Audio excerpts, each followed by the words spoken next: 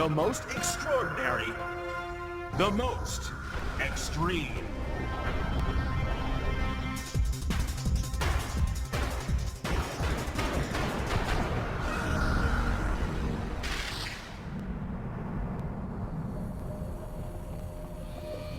Our countdown of extreme body parts starts cooking in the scorching heat of the Sahara Desert.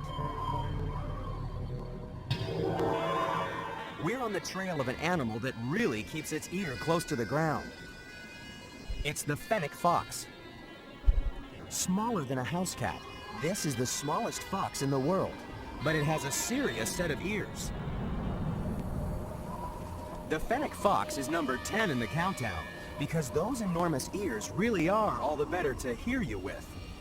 They act like furry satellite dishes, funneling the smallest sounds into the eardrum so that even on the darkest nights, the fox can target the tiniest creatures creeping over the sand.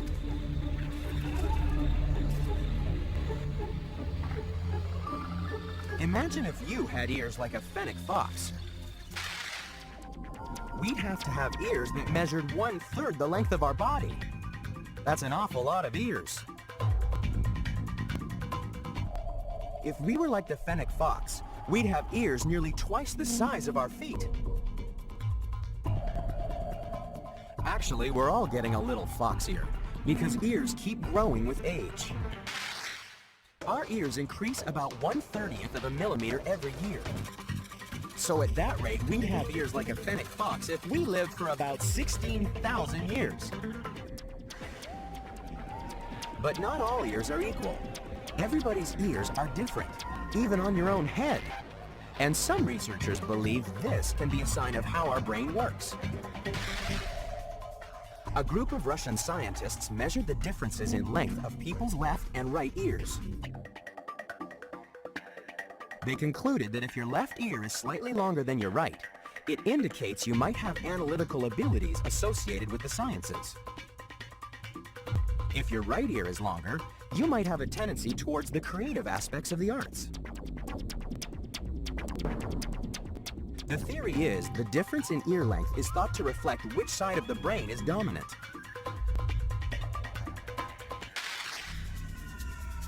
You can tell something else from the ears of the fennec fox. For big ears have another function in the desert, as biological educator Paul Hahn explains. These guys, despite their small size, have the largest ear-to-body ratio of any canid. Canids are animals like dogs and wolves and foxes. Well, they have adaptations in their ears that allow them to dissipate heat. And we like to joke around and say that they have ear conditioning. These big ears work just like the radiator in your car. They're packed full of blood vessels lying close to the surface. The blood carries heat away from the engine and radiates it out through the massive ears.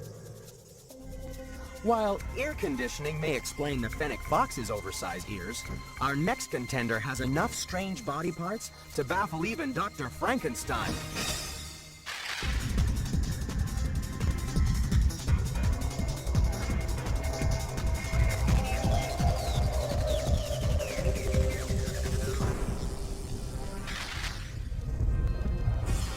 While number 9 in the countdown is no monster, it is such an extreme collection of body parts that it could have come straight from Dr. Frankenstein's laboratory. All you need are the 4 webbed feet of an otter, 1 paddle-like tail of a beaver, and the beak of a duck. Put them together and what have you got? It really is alive, and it lives in Australia. Paddling in to number 9 in the countdown is the platypus. Frankenstein would be proud of this collection of spare parts. It's easy to see how it uses the webbed feet as propellers and the tail as a rudder. But that's no ordinary duck's bill. It's actually packed with hundreds of receptors that detect the tiny electric currents produced by bugs moving in the water. No wonder early naturalists couldn't believe their eyes. In 1799, explorers returned to England with the first platypus specimen. It was greeted with such skepticism that naturalists dissected the pelt expecting to find stitches attaching the bill to the skin. they thought the platypus was a hoax. But then it's not the only time scientists have been fooled by a collection of body parts. In 1912, an amateur archaeologist working in the Piltdown Quarry in Sussex, England, discovered what seemed like ancient human remains. For over 40 years, the Piltdown Man was celebrated as the much searched for missing link, a hominid combining the features of both human and ape. And best of all, it was British. It wasn't until the 1950s that more sophisticated archaeological dating techniques exposed the Piltdown Man as an imposter. It was revealed that the skull was human, but only 500 years old. The jaw belonged to an orangutan, and the teeth came from monkeys and hippos. Even today, no one really knows who planted the Piltdown plot. Nobody doubts the platypus, though. This extreme collection of body parts has a fossil record going back more than 100 million years. Our first two contenders may have strange bodies, but have you any idea of the twisted things animals can do with their appendages? Find out why these animals are no dummies next on The Most Extreme.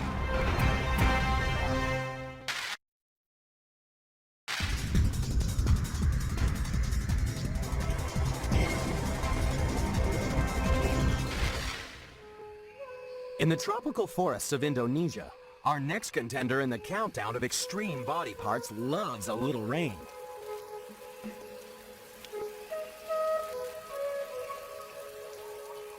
Lots of rain means lots of mud, and that's great for the secretive animal that's rolling in to number 8 in the countdown.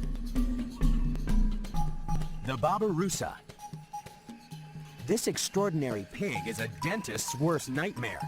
It has 2 teeth growing straight through the roof of its mouth. These extreme tusks are actually crazy canine teeth. The Babirusa is number 8 in the countdown because, unlike our teeth, Babirusa tusks keep on growing. Sometimes they curl around so far that they can grow right into their own skull. But the upper canines are mostly for show. It's the lower tusks that are used as weapons and are sharpened regularly by rubbing against trees.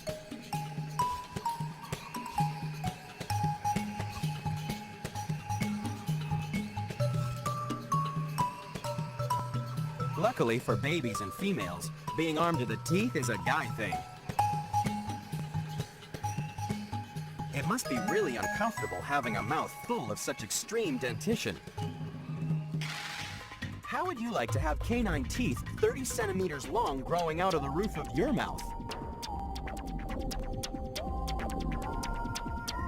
An orthodontist could make a lot of money correcting that overbite.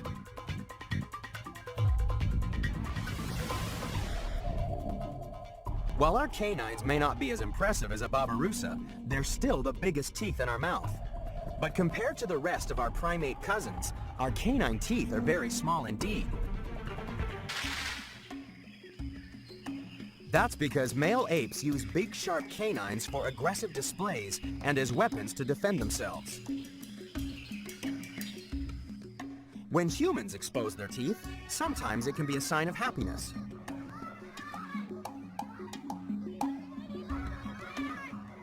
But the human smile is also closely related to the primate fear face.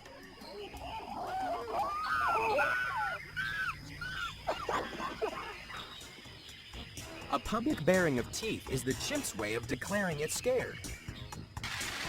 So next time you're on a roller coaster, take a look to see if the humans are happy or if they're wearing their primate fear face.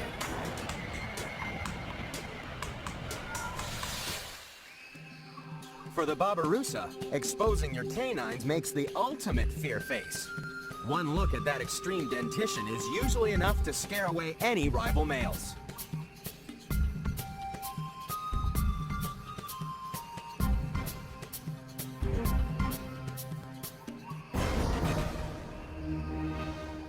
Our first 3 contenders have big teeth, big bills, and really big ears. But coming up, could this be a real-life Bigfoot? Find out next on The Most Extreme.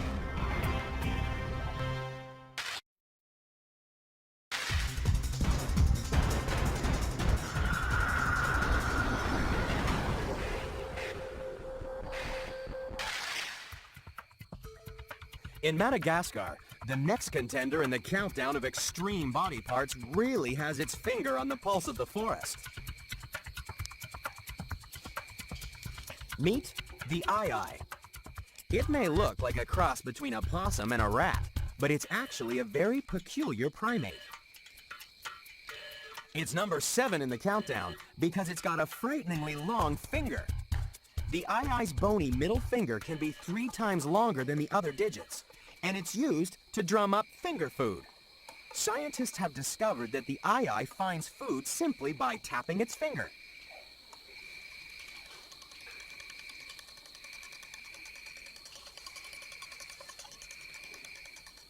Those big floppy ears are listening for the difference in resonance between the solid wood and the hollow tunnels filled with juicy grubs. Having accurately located the grub with its fingertip Morse code, it's a simple matter to rip apart the wood and use the versatile drumstick to extract a meal.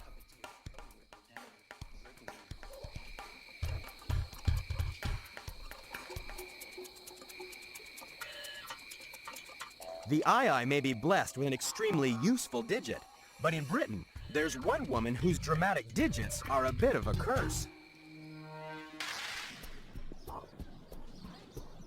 Meet Ruth Ward. Her fingernails are 22 centimeters long, but living with these extreme appendages isn't easy. I have to park my car in gear. I can't use a handbrake. I can't do jewellery up. I can't do a necklace up. I can't do a button up. It took Ruth 3 long years to grow her fingernails. So why would anyone want nails so long that to paint them requires 3 bottles of nail polish? I just got carried away with the idea that they were growing, see how long they grow, and they grew. Even Ruth Ward would be impressed with the eye's incredible finger. Although it's lucky she hasn't seen the next contender, because then she might have been tempted to grow her toenails too.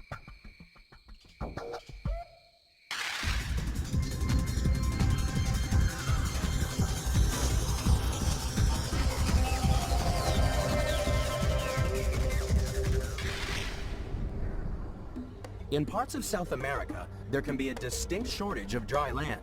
So it's handy if you have an extreme body part that lets you walk on water. And that's why the jacana tiptoes into number 6 in the countdown. Its feet are so big that it can run over floating vegetation. No wonder it's also called the lily trotter.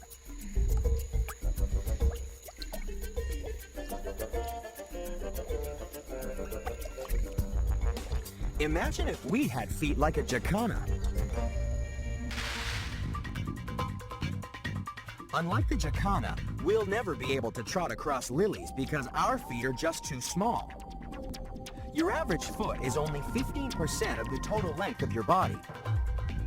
If we had feet like the jacana, they'd be well over 1 meter long.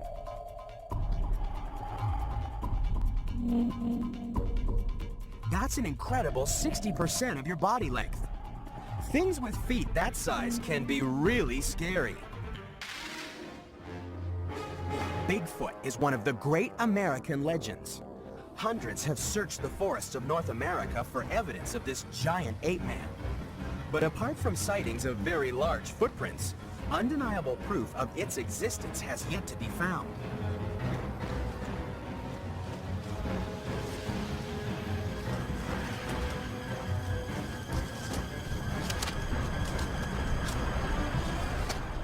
Your best chance of finding a Bigfoot is to visit the New Balance shoe shop in New Jersey. Good morning. Owner Larry Gershberg can help those with bigger than average feet. I'm trying to find, can't find them. It's 1948. Sure, we'll have some things in your set. we quickly learned that the people that were our most loyal customers were people with hard-to-fit sizes. And we learned that the people who have those sizes are very frustrated when they go shopping. Larry stocks shoes of all sizes, but over the years, he's noticed a growing trend in the national foot size. Okay, I brought up a few things for you to try, and if these aren't perfect, we'll go down and try some more. We are seeing people's feet getting larger, and the manufacturers are accommodating that by making more and more styles in size 17 and 18, and a few up to 20, and maybe even cutting back on some of the smaller sizes and the more narrow sizes. And this isn't just a recent phenomenon. Our feet have been steadily growing for the last century. The average American woman's foot was a dainty size 3.5 back in 1900. But over the years, thanks to an improved diet, American women grew bigger and taller, and their feet kept pace. Now the average woman's foot is a stylish size 8. Of course, we've got a long way to grow if we want to catch up to the jacana. This is one bird that really does have big shoes to fill. Even though the jacana has put its best foot forward, it's still only number 6 in the countdown. Because coming up, our arms so big that they'll tear up all the record books. That's next on The Most Extreme.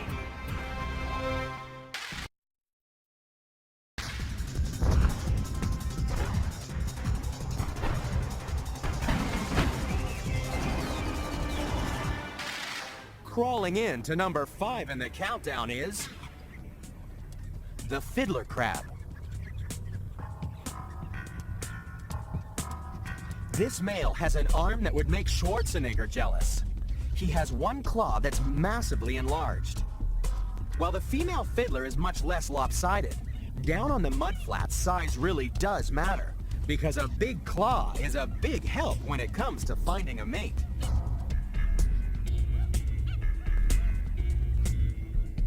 Different species of fiddler crabs have different colored claws, and they spend a lot of time waving them around. This is both an invitation for the females to mate and a challenge to rival males. Fiddler crab fighting is an extreme arm wrestle, but in the human world, owners of the biggest biceps fight it out on stage. But no matter how much iron you pumped, you'd still never bulk up enough to match the fiddler crab. That's because our arms usually make up about 6% of our body weight. If we were fiddler crabs, we'd look very different. Our arm would be 10 times bigger. No wonder the fiddler crab has trouble carrying around that huge appendage that weighs 65% of its body weight. When the tide goes out on the mudflat, the race to feed is on. And that's when the male's big claw can be a burden. It's so big that he can't use it to feed. He has to pick tasty treats off the mudflat using only one arm, so spends twice as long feeding as the female. That leaves her more time for the housework.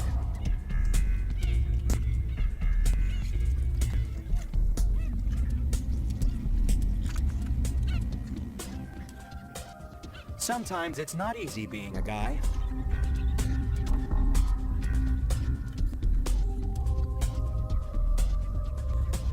While the male fiddler crab is the countdown's most extreme arm wrestler, even he would get a real good licking from our next contender.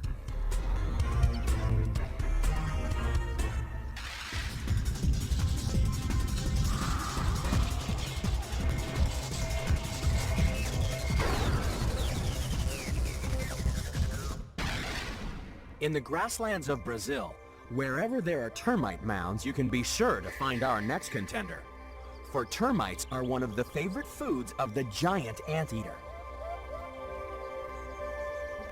This bizarre collection of seemingly mismatched body parts is built for one thing: to seek and destroy ants and termites. That long nose comes with an extreme sense of smell.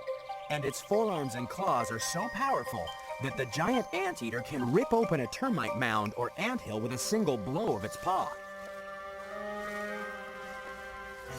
But the anteater is number 4 in the countdown because of what happens once it's found a nest.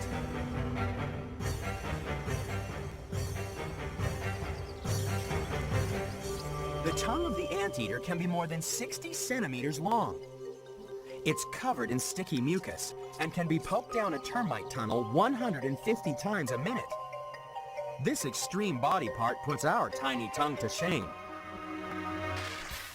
The average human tongue measures about 25 millimeters from lip to tip, but this tongue belongs to the human equivalent of the giant anteater.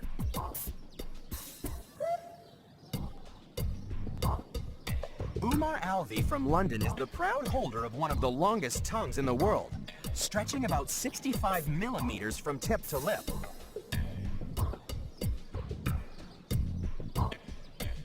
Umar's long tongue provides endless entertainment for his friends, but no matter how you measure it, his tongue's still no match for the giant anteater.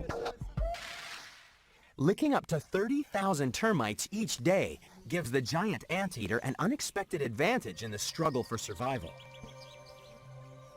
It's developed a tolerance to the normally toxic formic acid found in its diet of ants and termites.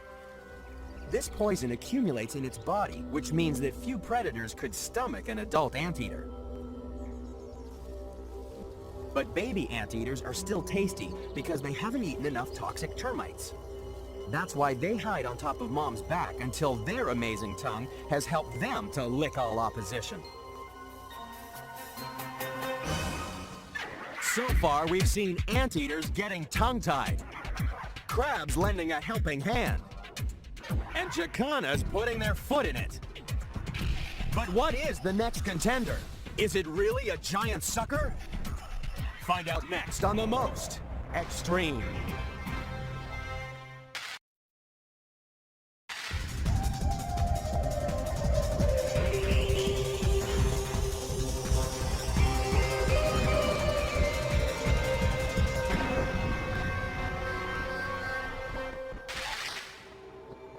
To find the next contender in our countdown of extreme body parts, we're having to sink to new depths.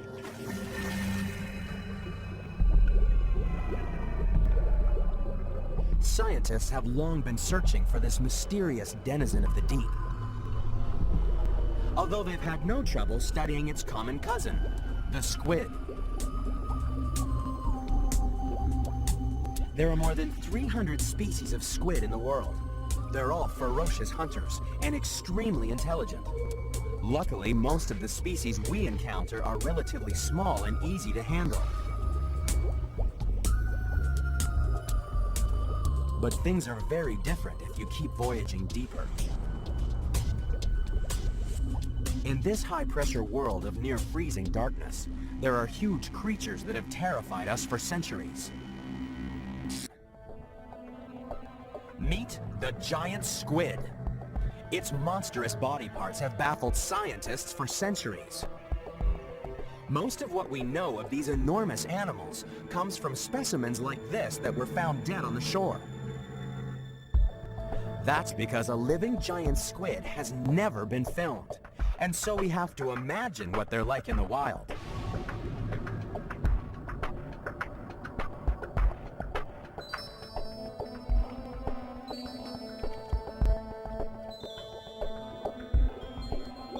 We know that like all squid, they can move either slowly by gently undulating their fins, or rapidly by jet propulsion.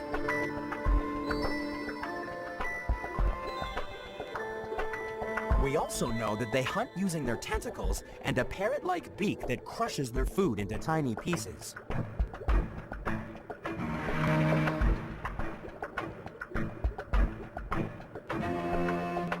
But what makes this squid number 3 in the countdown is the sheer size of its body parts. Imagine seeing eye to eye with a giant squid. It's not hard to see why these animals were once thought to be monsters. Imagine swimming next to an animal that's the same size as a truck and semi-trailer. That's over 17 meters of squid.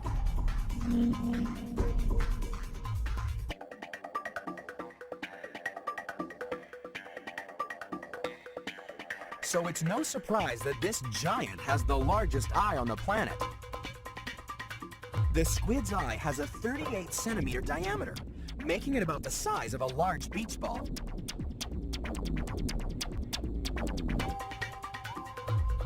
Our puny eye is less than 2.5 centimeters across, which is smaller than a golf ball. Despite their relatively small size, human eyes are packed with some sophisticated technology. Lining the back of the eye is the retina, which lets us see the world as a pattern of tiny dots, just like a newspaper photograph. That's because the retina is made up of specialized detector cells, all 125 million of them.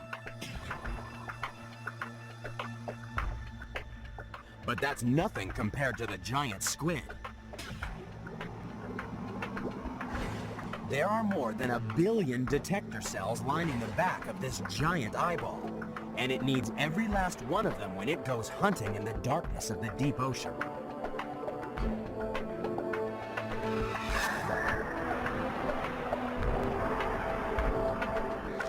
By watching this arrowhead squid in action, we can get an idea of how the giant squid hunts. Once its massive eyes have locked onto the target, it fires 2 clasper tentacles to pull in its prey.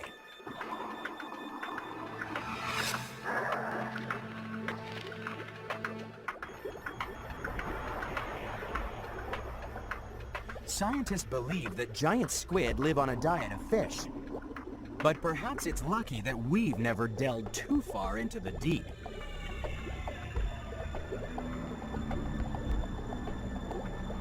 After all, would you like to catch the eye of this gigantic predator?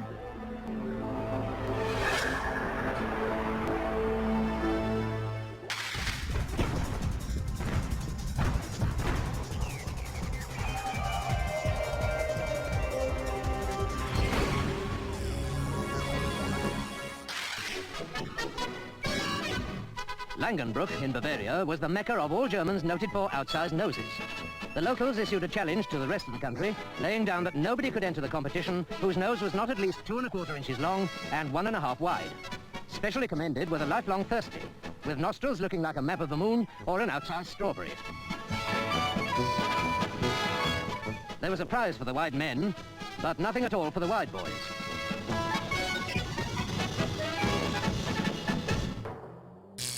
In any schnozzle competition, there's no doubt that the elephant would win by a nose. And it's this extremely versatile extremity that leads the elephant into number 2 in the body part countdown. This is no ordinary nose. It's actually a complex array of over 100,000 muscle units that have the combined strength to lift enormous loads. And yet the trunk is capable of movement so delicate that it can be used to paint masterpieces.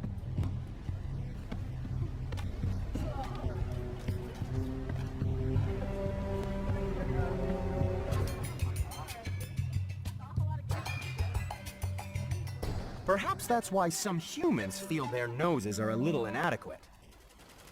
Every year, over 150,000 Americans have their noses surgically enhanced. Turn slowly to the right. Keep going, stop. But surgery isn't always the answer, as top Beverly Hills plastic surgeon Dr. Paul Nassif explains. That's a great shot. Some patients will come in asking me, well, can you give me a nose like Meg Ryan? Or can you give me a chin like Ben Affleck? Or they'll bring in photos of their favorite actress, actor, model, and say, I want this nose. It happens all the time. But in most of these scenarios, we can't do that. If we do something like that and take a nose completely on somebody else and put it on another person, or make those same features, it might not work with the face. So, what has bothered you the most? I don't like the bump here. I don't like the way it curves and kind of seems to hook down. And as I'm getting older now, I know that to look young, I need my nose to be a little, how do we say this, a little perked up. Let's take a peek at the computer. do the before and after here. See? Before, after, before, after. I didn't know my nose could look that good. So I'm Fantastic. really, really excited. But you look great. Let me look. Everything is facial symmetry. So we have to really do what fits the face. So if we want to change something, improve it, we have to make it go along with your face. The nose of the elephant fits its face so well that it would never opt for surgical modification. How could you hope to improve on a body part that's as useful as the human hand? The two finger-like projections on the tip of the trunk are so nimble they can pick leaves from tall trees and pluck grass from the ground. But this is also a hand that smells. Some scientists claim that the elephant's sense of smell is one of the most acute of any mammal. It's said to be able to smell water nearly 20 kilometers away. And when an elephant gets to the water hole, there are plenty of other uses for that incredible trunk. It can suck up about 4 liters of water at a time, and then become either a shower nozzle or a drinking fountain. It's not easy learning to drive such an extreme nose. Jumbo Jr. will need several years to completely master its trunk and all its uses. But not even the elephant's extraordinary appendage is the most extreme body part in the countdown. We've seen the 9 contenders. They're the best of the best. Only one animal is a more extreme collection of body parts. It's number 1, and it's coming up next on the most extreme.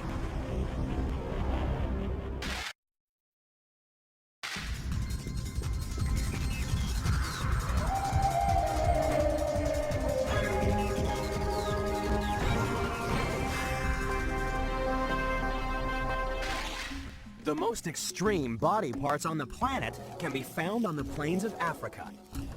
Striding in to number 1 in the countdown is the skyscraper of the animal kingdom, the giraffe. The word giraffe comes from an Arabic word meaning the tallest of all, and it's easy to see why.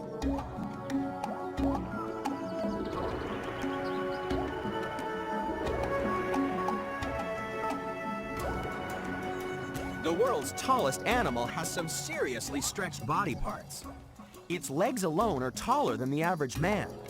Its neck is even longer, giving it a great view of any potential predators in the grassland. Having a head for heights also means that the giraffe can feed in places no other grazers can reach. Even its tongue is enormous, for plucking branches like a miniature elephant's trunk covered in sticky saliva.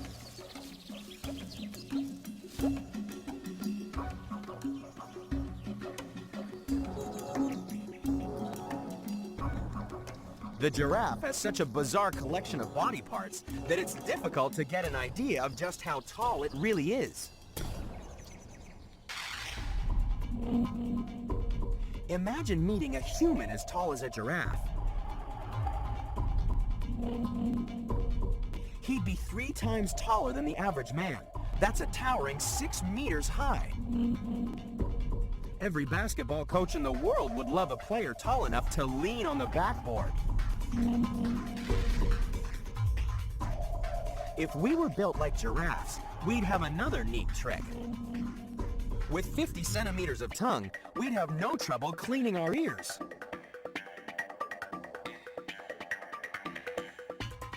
But the giraffe's most extreme body part is its neck. Incredibly, they have only 7 bones in their neck, just like humans. But their bones are much, much bigger. Imagine if your neck bones were 25 centimeters long. Then you'd really be able to stick your neck out.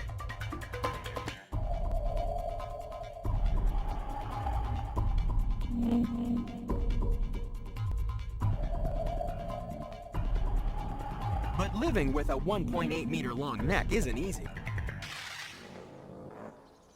If you think negotiating the muddy fringes of a water hole on stilts is tricky, just think of the difficulties involved in getting a drink of water. Because it has to pump blood all the way up that extreme neck, the giraffe's heart weighs over 10 kilograms. That's 35 times heavier than a human heart, and it pumps 6 times the amount of blood each minute.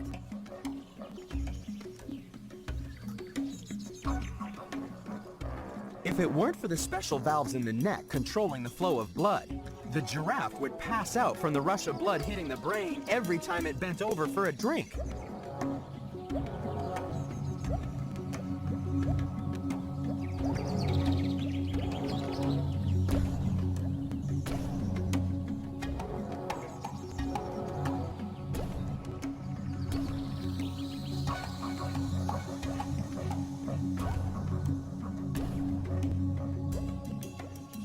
But there are some humans that find long necks so attractive that they've become known as the giraffe people.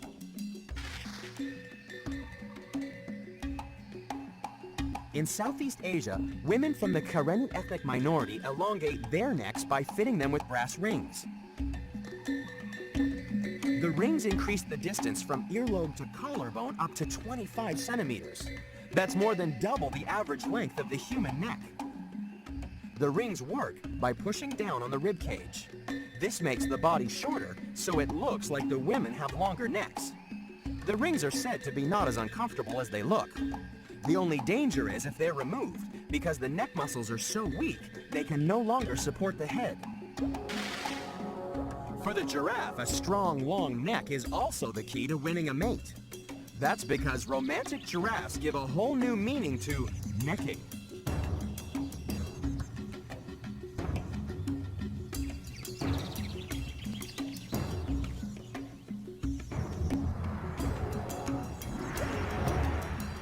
Bull giraffes use their extreme necks as weapons. Each sledgehammer blow drives the head's 2 bony horns into the side of an opponent.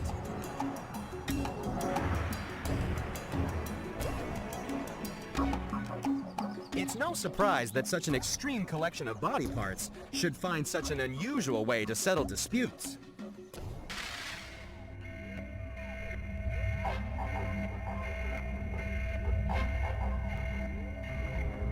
That's why there can be no arguing that when it comes to body parts,